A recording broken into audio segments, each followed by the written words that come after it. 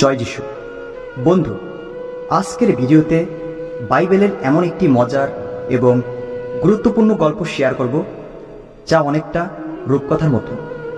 তাই আমার বন্ধু, এই গল্পটি একজন খ্রিস্টানও মিস করবেন না, কারণ এই গল্পটি আপনাদের জন্য খুবই দরকারি। তাই বন্ধু, গল্পটি মনোযোগ দিয়ে শুনুন এবং গল্পের শেষে এর অর্থ কী তা আমি বলবো। আমি চেষ্টা করব খুব সহজভাবে বোঝাতে, যাতে আপনি এই গল্পের অর্থের মধ্য দিয়ে বাইবেলের সত্যকে জানেন। বন্ধু, আসুন আমরা শুরু করি। মতি 25 অধ্যায় 1 থেকে তার 13 পদ দেখি। সেই সময়ে স্বর্গরাজ্য এমন 10 জন মেয়ের মতো হবে, যারা বান্ধবীর বরকে এগিয়ে আনবার জন্য বাতি নিয়ে বাইরে গেল। তাদের মধ্যে 5 জন ছিল বুদ্ধিমতী।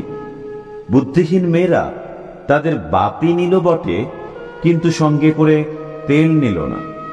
বুদ্ধিমতী মেয়েরা তাদের বাতির সঙ্গে পাত্রে করে তেলও নিল। বর আসতে দেরি হওয়াতে তারা ঢুলতে ঢুলতে সবাই ঘুমিয়ে পড়ল।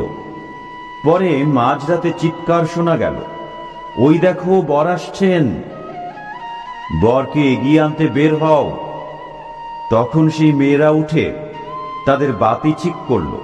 বুদ্ধিহীনারা বুদ্ধিমতীদের বলল, তোমাদের তেল থেকে আমাদের কিছু দাও, কারণ আমাদের বাতি নিভে যাচ্ছে। তখন সেই বুদ্ধিমতী মেয়েরা উত্তরে বলল, না, তেল যা আছে তাতে হয়তো আমাদের ও তোমাদের কুলাবে না। তোমরা বরং দোকানদারদের কাছে গিয়ে নিজেদের জন্য তেল কিনে নাও। সেই বুদ্ধিহীন মেয়েরা যখন তেল কিনতে গেল, তখনই বর এসে পড়লেন। তখন যে মেয়েরা প্রস্তুত ছিল, তারা বরের সঙ্গে বিয়ে বাড়িতে গেল। তারা সবাই ভিতরে গেলে পর দরজা বন্ধ করে দেওয়া হল। পরে সেই বুদ্ধিহীন মেয়েরা এসে বলল, দেখুন, দরজাটা খুলে দিন। উত্তরে বর বললেন, সত্যিই বলছি, আমি তোমাদের চিনি না। গল্পের শেষে যিশু বললেন, এই জন্য সতর্ক থাকো, কারণ সেই দিন বা সেই সময়ের কথা তোমরা জানো না। বন্ধু, যখন আমরা 10 জন মেয়ের গল্পটি ভালোভাবে দেখি, তখন আমাদের অবশ্যই স্বীকার করতে হবে যে আমাদের ত্রাণকর্তার এই গল্পের অর্থ নিয়ে অনেক বিতর্ক হয়েছে। মতি 25 অধ্যায় তার 1 পদে আমরা দেখতে পাই, 10 জন মেয়ে তাদের বান্ধবীর বরকে আনবার জন্য বাতি নিয়ে গেল। এই গল্পের অন্তত একটি দিক সম্পূর্ণ নিশ্চিতভাবে জানা যায়, বর হলেন যীশুখ্রিস্ট, এবং এই গল্পটি যীশুখ্রিস্টের দ্বিতীয় আগমনের বর্ণনা দেয়। পুরাতন নিয়মে যিশায় 54 অধ্যায় 4 থেকে তার 6 পদে এবং যিশায় 62 অধ্যায় 4 থেকে তার 5 পদে, এছাড়া হোশিয়া 2 অধ্যায় তার 19 পদে ঈশ্বর নিজেকে ইসরায়েলের স্বামী হিসাবে চিত্রিত করেছেন।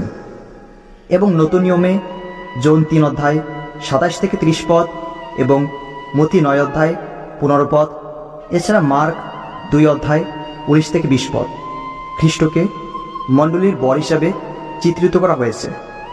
ধর্মগ্রন্থে মণ্ডলীকে খ্রিস্টের বধূ হিসাবে বর্ণনা করা হয়েছে। দেখুন ইফিসীয় 5 অধ্যায় 25 থেকে তার 32 পদ। আর 10 জন মেয়ে তাদের প্রতিনিধিত্ব করে, যারা খ্রিস্ট বিশ্বাসী বলে দাবি করে। তারপর বাতি হলো তাদের জীবন। হিতোপদেশ 20 অধ্যায় তার 27 পদে বলা হয়েছে, মানুষের আত্মা হলো সদাপ্রভুর বাতি। তারপর মথি 25 অধ্যায় 2 থেকে 4 পদে আমরা দেখতে পাই, তাদের মধ্যে 5 জন ছিল বুদ্ধিমতী, যারা বাতির সঙ্গে পাত্রে করে তেল নিয়েছিল, কিন্তু বুদ্ধিহীন মেয়েরা বাতির সঙ্গে পাত্রে করে তেল নিল না। এই 5 জন বুদ্ধিমান মেয়ে হল সেই সব প্রকৃত খ্রিস্টান, যারা পাপ থেকে মন ফিরিয়ে যিশুকে গ্রহণ করেছে এবং তারা নতুন জন্মপ্রাপ্ত, অর্থাৎ যাদের জন্ম ঈশ্বর থেকে হয়েছে, আর তাদেরই জীবনে খ্রিস্টের আলো জ্বলে। যেমনটি যিশু বলেছেন, যোহন 8 অধ্যায় তার 12 পদে। আমি জগতের আলো, যে আমার পথে চলে সে কখনো অন্ধকারে পা ফেলবে না, বরং জীবনের আলো পাবে। আর 5 জন বুদ্ধিহীন মেয়ে হলো সেই নামমাত্র খ্রিস্টান।